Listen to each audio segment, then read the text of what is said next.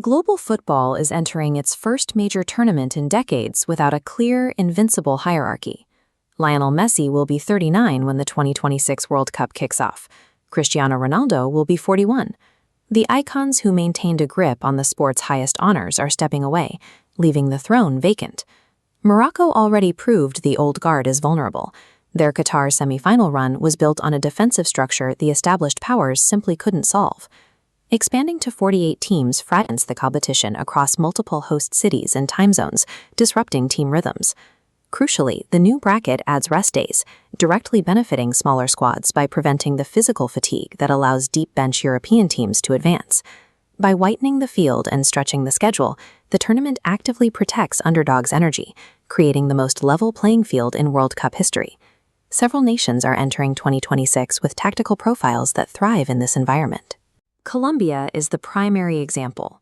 During the 2024 Copa America final, they absorbed 120 minutes of pressure against Argentina.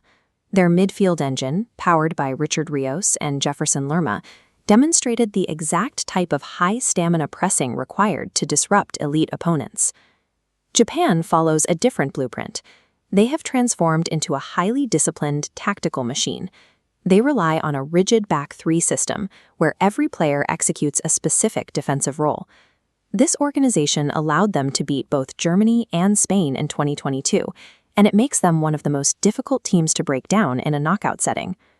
Then there is Norway, a team built on pure physical dominance. With Erling Haaland and Alexander Sorloth, Norway can field two strikers standing 6'5" who have scored 81 international goals. In a sudden death match, even the most expensive defenses struggle to defend against that much raw height and striking power. These nations have focused on specific attributes, endurance, tactical rigidity, and physical size that create immediate mismatches for ball-dominant teams. The expanded format also creates a specific runway for a youth revolution. With more group stage matches than ever before, the world is about to see teenagers who haven't yet entered the global spotlight. 16-year-old Gilberto Mora will step onto the pitch for Mexico in front of a home crowd that is notoriously difficult for visiting teams to handle. With 130 million fans behind him and a group lacking traditional world-class powerhouses, Mora has the psychological momentum needed to become a significant tournament threat. Beyond the name recognition, we can look at transfer lab data to find hidden value. This radar chart maps performance metrics that standard scouting misses. Croatia's Luka Vučković shows a massive statistical spike in defensive interceptions and aerial threat. At 6'4", he scored 6 goals as a center back. Shifting the radar to attacking output reveals Ghana's Ernest Nuama. His data shows an elite frequency of touches and successful passes in the final third. These players aren't just prospects. Their data profiles suggest they are mathematically positioned to see their market valuations explode immediately following the tournament.